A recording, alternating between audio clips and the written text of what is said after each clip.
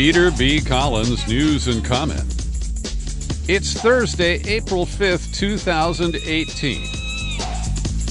And across the pond, the assessment by the British government of responsibility for the alleged poisoning attempt of Sergei Skripal and his daughter. It's starting to fizzle. And Boris Johnson, the former mayor of London, who, because of Brexit, was made foreign secretary by Theresa May, who was not originally elected as prime minister. Well, Boris Johnson exaggerated claims of Russian responsibility and, in particular, fingered Vladimir Putin personally. And finally, the British media and some skeptics in the UK are examining the story a little more closely. And Russia is once again approaching the UN Security Council, trying to tell its side of the story and accusing Britain of overstating the evidence that it has. And even Vice News, which has been hammering this story and offering the assertions as proven fact, is now dialing back a couple of numbers. The article reads, Britain, which cobbled together support from Western nations after accusing Moscow of the March 4th attacks in Salisbury, faced embarrassment Wednesday following claims that Foreign Secretary Johnson exaggerated the strength of the evidence against Russia. And the gaffe-prone Johnson had previously told a German broadcaster the evidence from Britain's top military laboratory, the Defense Science and Technology Laboratory at Porton Down, was absolutely categorical that the nerve agent originated in Russia.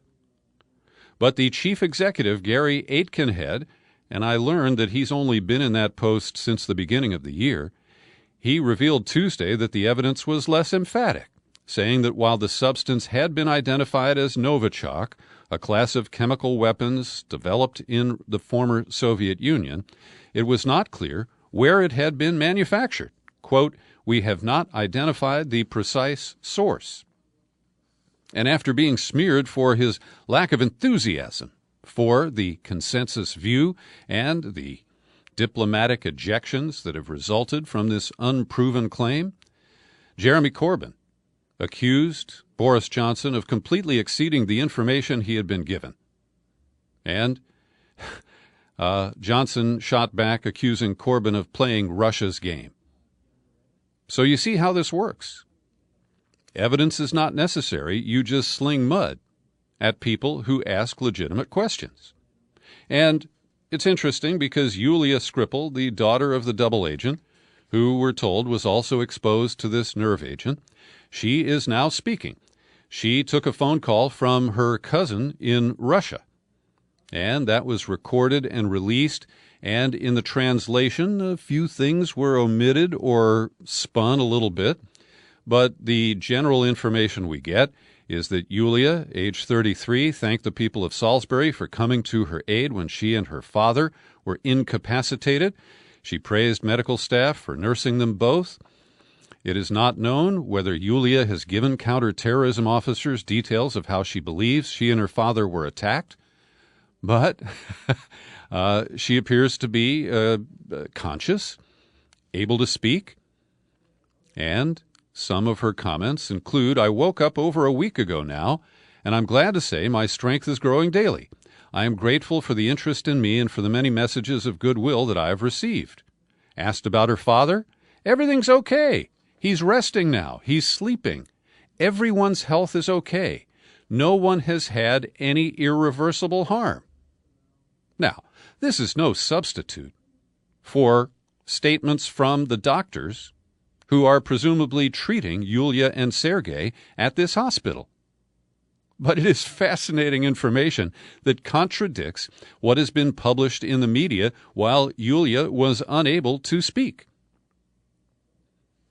And for the real skinny, I look to Craig Murray, and I've linked to his latest blog post in the show file for this podcast at peterbcollins.com.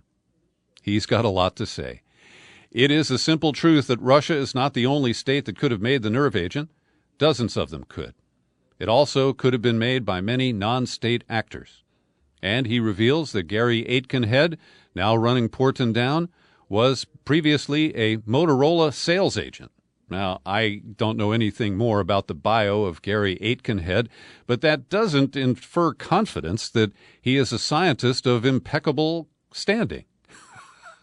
So he said in a Sky interview that probably only a state actor could create the nerve agent, and Murray pounces, that is to admit the possibility that a non-state actor could.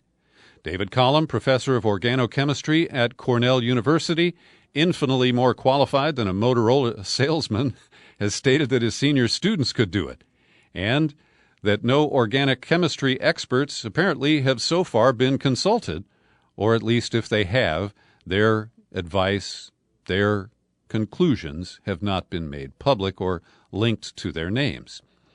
Murray continues, so, given that the weapon itself is not firm evidence it was Russia that did it, what is Boris Johnson's evidence?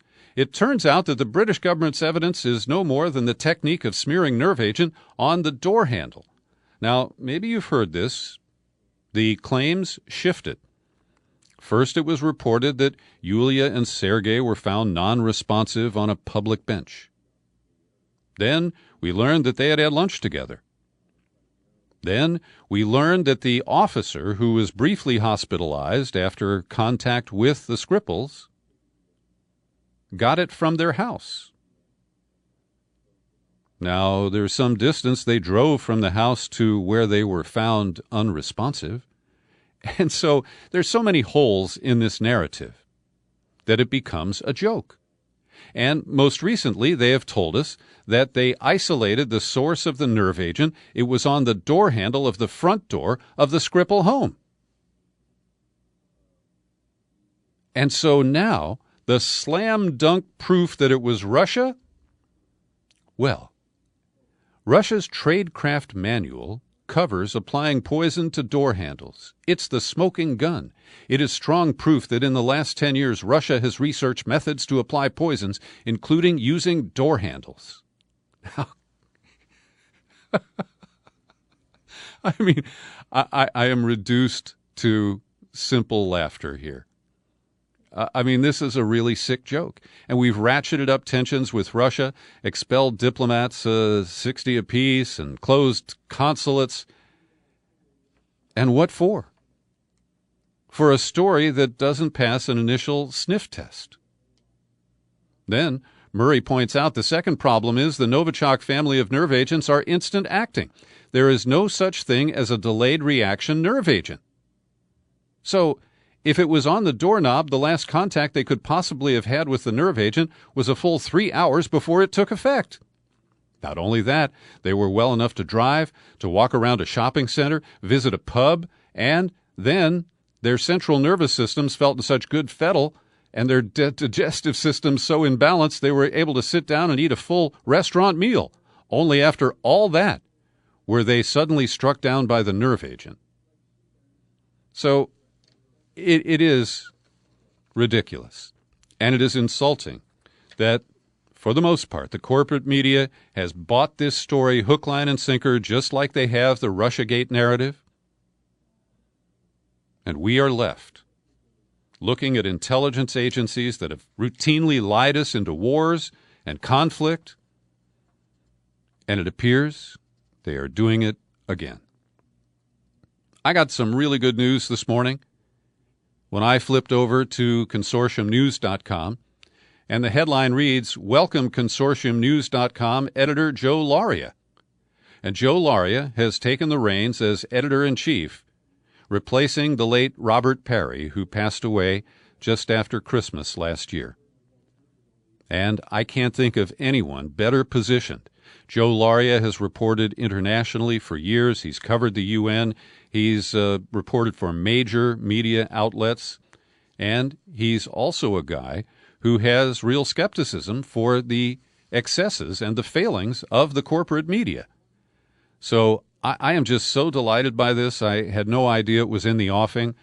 Joe and I traded emails today. He was hired on March 17th. He started this week, and I am very pleased.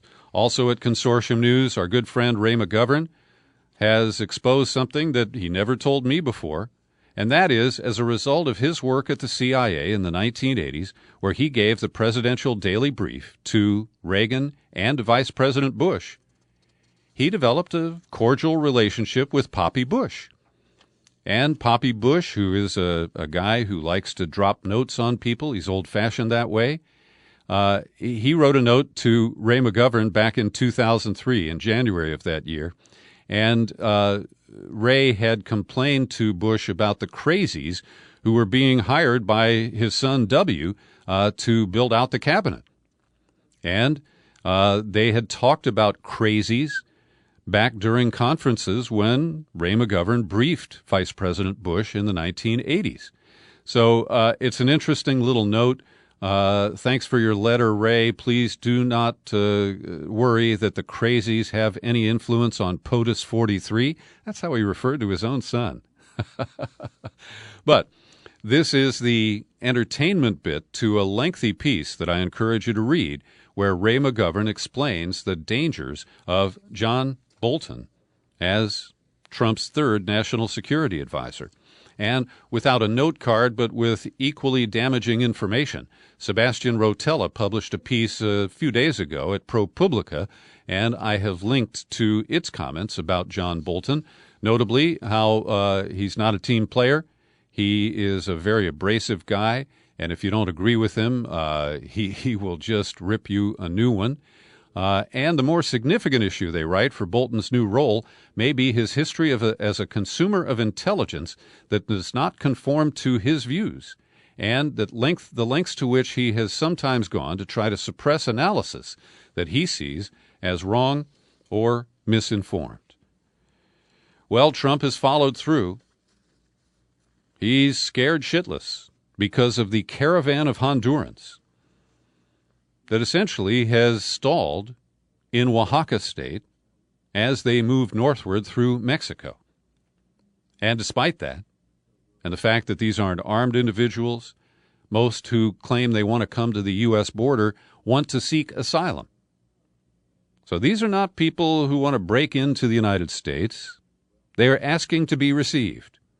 And Trump wants to receive them by deploying the military, and since he can't send the U.S. Army, somebody finally briefed him on that, he has instructed the National Guards of California, New Mexico, Arizona, and Texas to deploy some of their forces along the border. So he issued an executive order. It was received in Sacramento, where Governor Brown just handed it off to the general who heads the National Guard and said, well, you answer. Kevin De Leon, who wrote the sanctuary law, he's running against Feinstein for the U.S. Senate. He has urged Brown to reject the federal request. I think ultimately Brown will, but he will go through the motions of evaluating the order from the president and come up, I think, with a fairly clever bureaucratic way to either decline or simply go through the motions. But it's very clear from past history that presidents send the Guard to the border for photo ops, for optics. And this one is no different. Obama got a couple of hundred California Guardsmen sent to the border. Schwarzenegger also deployed the Guard under George W. Bush for a period. But when they were deployed there, they didn't do any border patrol. And even the new head of Homeland Security, Kirstjen Nielsen, has confirmed as much. She said that, there are limits on what they can do, and they won't actually be enforcing immigration policy. And Vice News quotes a former Assistant Secretary of Defense, Todd Weiler. I think Trump may have believed, and certainly a lot of his supporters probably believe, that this would be something akin to a very visible force along the border, which is exactly what it cannot be, and I would venture to guess will not be. So this is just hysterical. This is being done to feed the Twitter followers of Donald Trump as a man of action. A guy who not only takes their fears seriously, he likes to amp them up.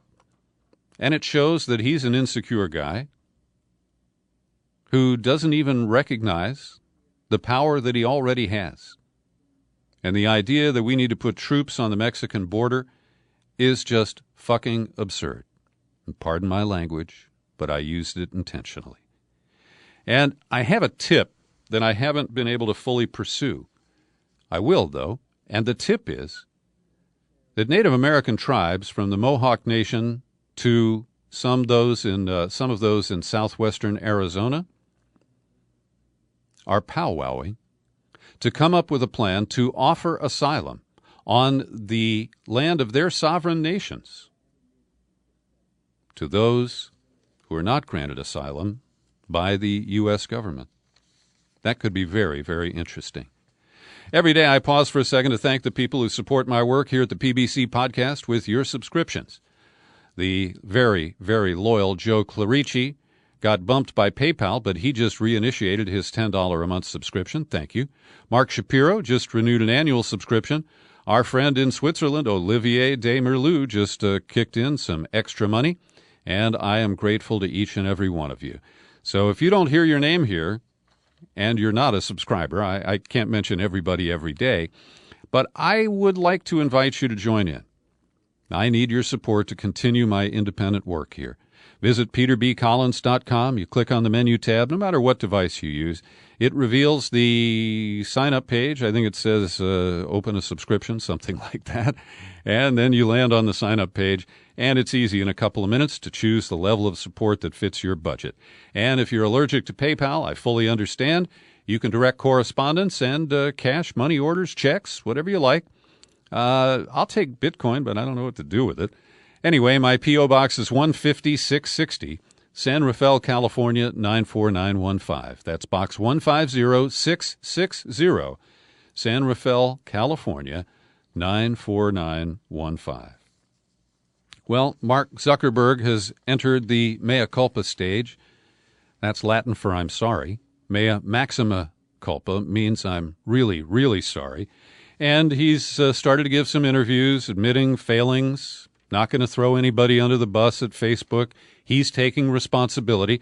And this, of course, is to pave the way for his testimony before congressional committees in Washington next week. Now, he did a couple of things right yesterday. He accepted responsibility. He offered some ways to address the problems. But the unforgivable thing he did was bury the revelation that it wasn't 50 million Facebook users' data that was acquired by Cambridge Analytica. It was 87 million. Now, at a certain point, those numbers are meaningless because whoever got hosed has been hosed, and we don't actually know who we are. But it points up that Facebook has not been forthcoming. It has attempted to dribble out information, hoping it could control the fallout.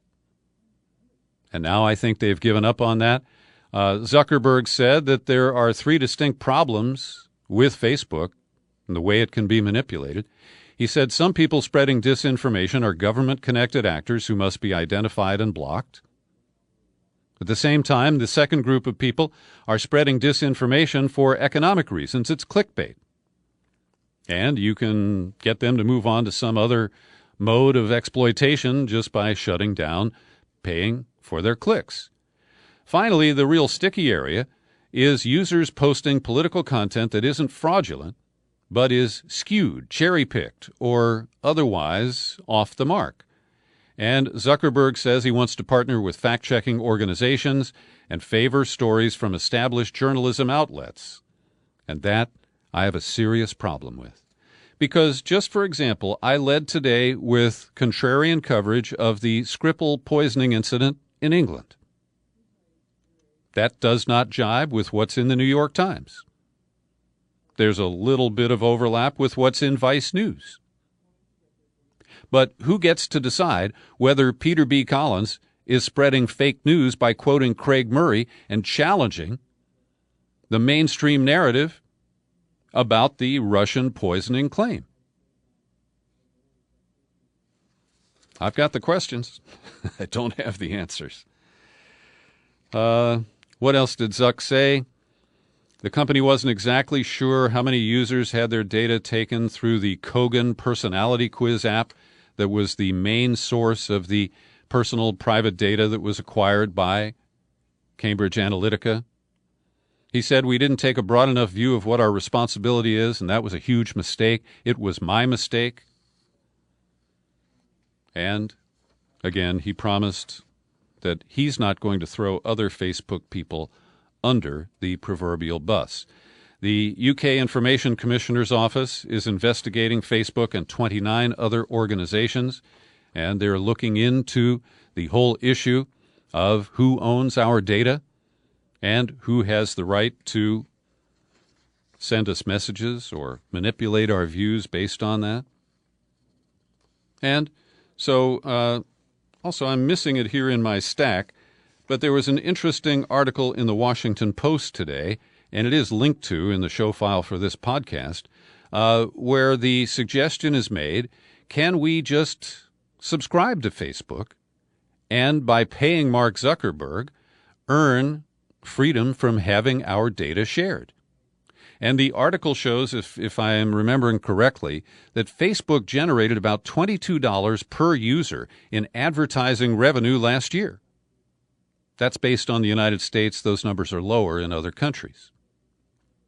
But would you be willing to pay $22 a year to use Facebook and be assured that your private information would not be shared? I would. I'm a little surprised, frankly, at the shade that the White House is throwing over EPA wrecking crew leader Scott Pruitt. Now, it was just the other day that Trump said he's got Scott's back, and Scott is this reliable guy who's dismantling for the Koch brothers all of the clean air and clean water regulations that are really controlled by the agency itself. And now there are people trying to desert the ship as Scott Pruitt is left to explain his sweetheart deal, the $50 a night room in a Capitol Hill apartment owned by a top energy lobbyist who got favors from the EPA. And we have two people that he hired who were former lobbyists and Washington insiders who are ready to bail. Samantha Dravis, Pruitt's top policy advisor, is accused of going on the payroll but not showing up for work in November, December, and January. That's called a ghost job. And the other fellow, whose name is Jackson, Ryan Jackson, has grown frustrated. He's considering resigning, and I believe he's the one who greenlighted the apartment deal, saying that it was okay, and now he's saying he hadn't been told all of the details. But over at the White House, Sarah Huckabee Sanders said, was asked whether Trump was okay with Pruitt's sweetheart apartment arrangement. The president is not. We're reviewing the situation. When we've had a chance to have a deeper dive on it, we'll let you know the outcomes, but we're currently reviewing that here at the White House. Now, this suggests to me that Trump feels that he and his family members can bust through ethics rules and break all of the regulations and policies and protocols and get away with it. But his hirelings can't. And we have a former Health and Human Services Secretary who got bounced for corporate jets, and it just shows the weirdness of Trump. Thursday morning, a White House spokesman said on Fox News, "I can't speak to the future of Scott Pruitt." And it was a Fox News anchor, Brett Baer, who really ripped Pruitt in an interview yesterday. You know, there was this shooting incident at YouTube this week by an angry YouTube video producer who felt that YouTube had wronged her. And her name was Nasim Agdam. She was the only one killed. 4 YouTube employees are still recovering from gunshot wounds. But YouTube is also enduring the kind of fantastical conspiracy reactions that it has promoted on its site. And the one that I took down last year was after the wildfires here in California. All the people are posting videos about directed energy weapons, and this was part of the HARP weather modification program.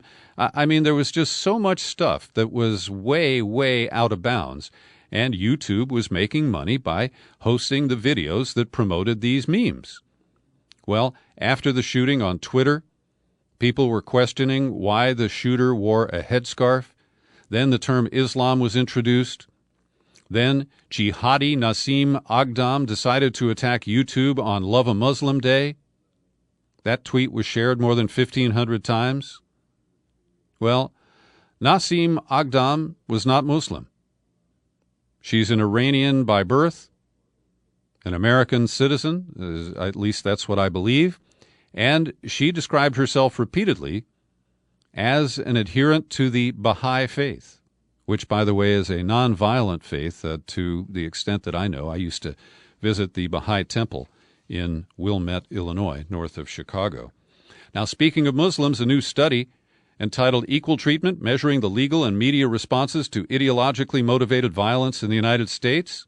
After years of research, they have concluded that American courts treat Muslims differently. Among perpetrators of ideologically motivated violent plots, those who were perceived to be Muslim received sentences that were 4 times longer than non-Muslims involved in similar cases. The disproportionality carried over into the court of public opinion. Cases of attempted violence by Muslims received 7.5 times more coverage from major media outlets, while successful plots were covered only twice as much.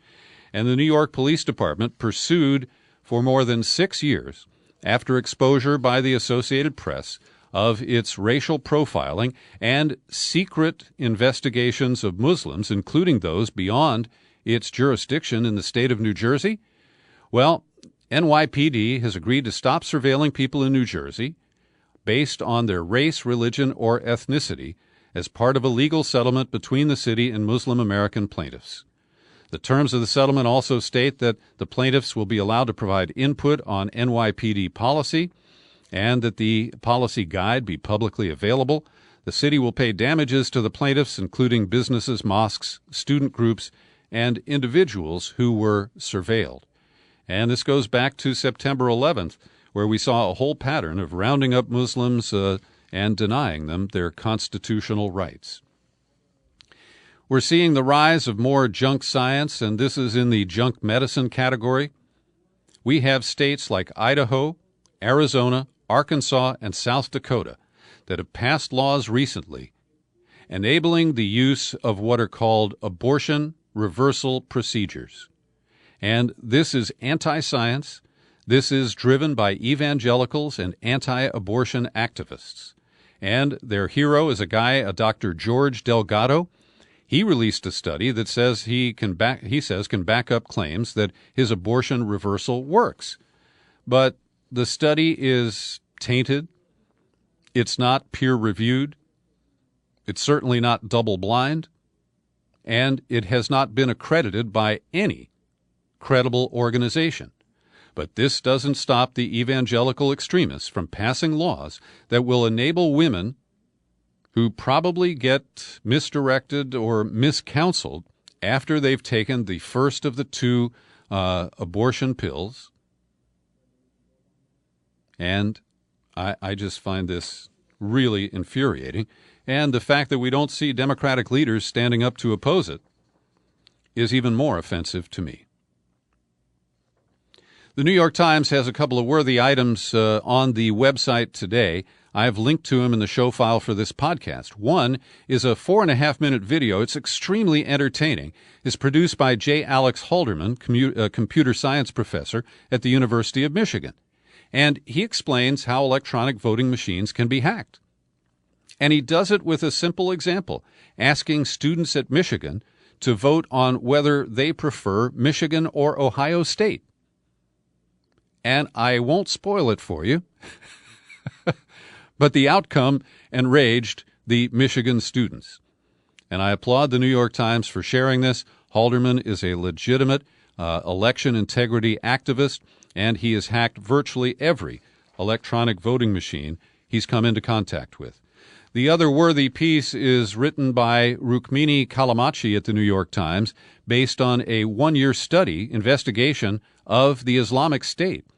And what's fascinating here is that she undermines some of the claims that the Western media have made over the years, particularly about the funding structure for the Islamic State.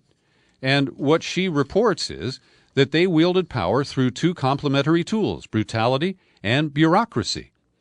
Documents and interviews with dozens who lived under their rule show that the group at times offered better services, was more capable than the government it had replaced. The militants learned from mistakes the United States made in 2003 after we invaded Iraq. They built their state on the back of the one that existed before, absorbing the administrative know-how of its hundreds of government cadres. One of the keys to their success was their diversified revenue stream.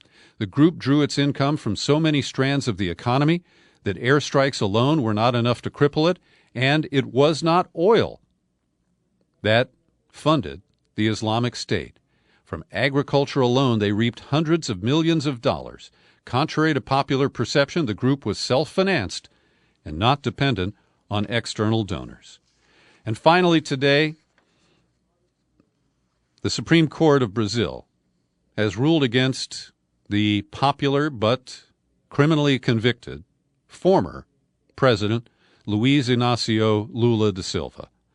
Lula was hoping the court would allow him to avoid going to prison on a 12-year sentence while he appeals it, but the court ruled against him.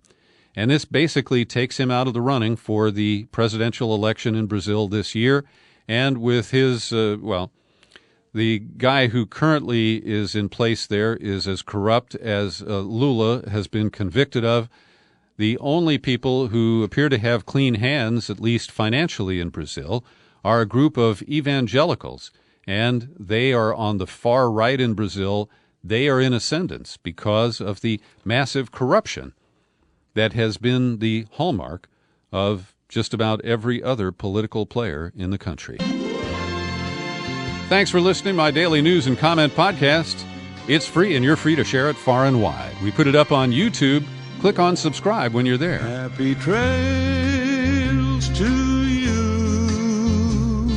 until we meet again. Happy trails to you. Keep smiling.